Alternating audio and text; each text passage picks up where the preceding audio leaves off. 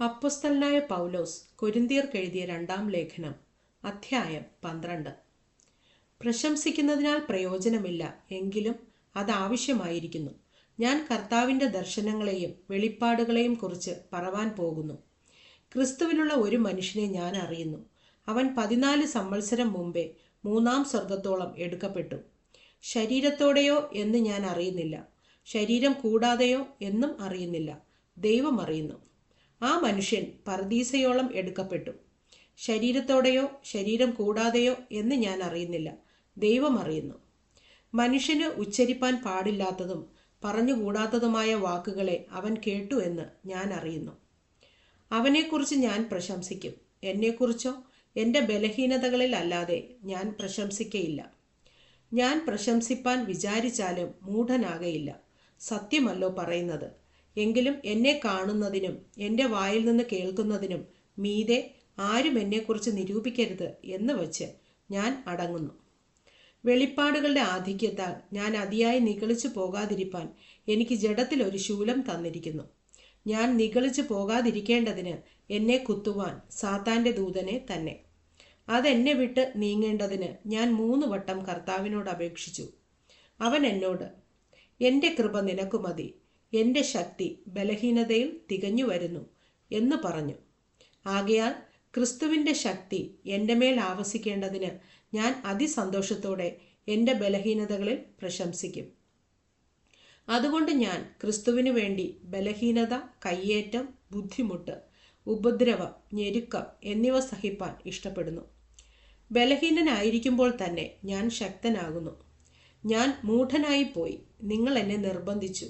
നിങ്ങൾ എന്നെ ശ്ലാഘിക്കേണ്ടതായിരുന്നു. ഞാൻ ഏതുമില്ല, എങ്കിലും അതിശ്രേഷ്ഠതയുള്ള അപ്പോസ്തലന്മാരിൽ ഒട്ടും കുറഞ്ഞവനല്ല. അപ്പോസ്തലന്റെ ലക്ഷണങ്ങൾ പൂർണ്ണ സഹിഷ്ണുതയിലും അടയാളങ്ങളാലും അത്ഭുതങ്ങളാലും വീര്യപ്രവൃത്തികളാലും നിങ്ങളുടെ ഇടയിൽ വെളിപ്പെട്ടു വന്നുവല്ലോ. ഞാൻ നിങ്ങൾക്ക് ഭാരമായി തീർന്നില്ല എന്നുള്ളതല്ലാതെ ശേഷം സഭകളേക്കാൾ നിങ്ങൾക്ക് ഏതൊന്നിൽ കുറവ് വന്നു? ഈ അന്യായം ക്ഷമിച്ചു കൊള്ളുവിൻ. ഈ 3-ാം പ്രാവശ്യം നിങ്ങളുടെ അടുക്കൽ വരുവാൻ ഞാൻ ഒരുങ്ങിയിരിക്കുന്നു. നിങ്ങൾക്ക് ഭാരമായി തീരുകയുമില്ല. നിങ്ങൾക്കുള്ളതിനെ അല്ല, നിങ്ങളെ തന്നെ ഞാൻ അന്വേഷിക്കുന്നു. മക്കൾ അമ്മയപ്പന്മാർക്കല്ല, അമ്മയപ്പന്മാർ മക്കൾക്കായിട്ടല്ലോ ചരദിക്കേണ്ടത്. ഞാൻ അതിസന്തോഷത്തോടെ നിങ്ങളുടെ ജീവനു വേണ്ടി ചെലവിടുകയും ചെലവായി പോകുകയും ചെയ്യും. ഞാൻ നിങ്ങളെ അധികമായി സ്നേഹിച്ചാൽ നിങ്ങൾ എന്നെ അല്പമായി സ്നേഹിക്കുന്നുവോ? ഞാൻ നിങ്ങൾക്ക് ഭാരമായി തീർന്നില്ല, എങ്കിലും ഉപായിയാകയാൽ കൗശലം കൊണ്ട് നിങ്ങളെ കൈവശമാക്കി എന്ന് നിങ്ങൾ പറയുമായിരിക്കും. ഞാൻ നിങ്ങളുടെ അടുക്കൽ അയച്ചവരിൽ വല്ലവനെ കൊണ്ടും നിങ്ങളോട് വല്ലതും വഞ്ചിച്ചെടുത്തുവോ? ഞാൻ തീത്തോസിനെ പ്രബോധിപ്പിച്ച് ആ സഹോദരനെയും കൂടെ അയച്ചിരുന്നു. തീത്തോസ് നിങ്ങളോട് വല്ലതും വഞ്ചിച്ചെടുത്തുവോ? ഞങ്ങൾ നടന്നത് അതേ ആത്മാവിലല്ലയോ? അതേ കാൽച്ചുവടുകളിലല്ലയോ? ഇത്ര നേരം ഞങ്ങൾ നിങ്ങളോട് പ്രതിവാദിക്കുന്നു എന്ന് നിങ്ങൾക്ക് തോന്നുന്നുവോ? ദൈവത്തിന് മുൻപാകെ ക്രിസ്തുവിലാകുന്നു ഞങ്ങൾ സംസാരിക്കുന്നത്. പ്രിയമുള്ളവരെ, സകലവും നിങ്ങളുടെ ആത്മീക വർധനയ്ക്കായിട്ടത്രേ.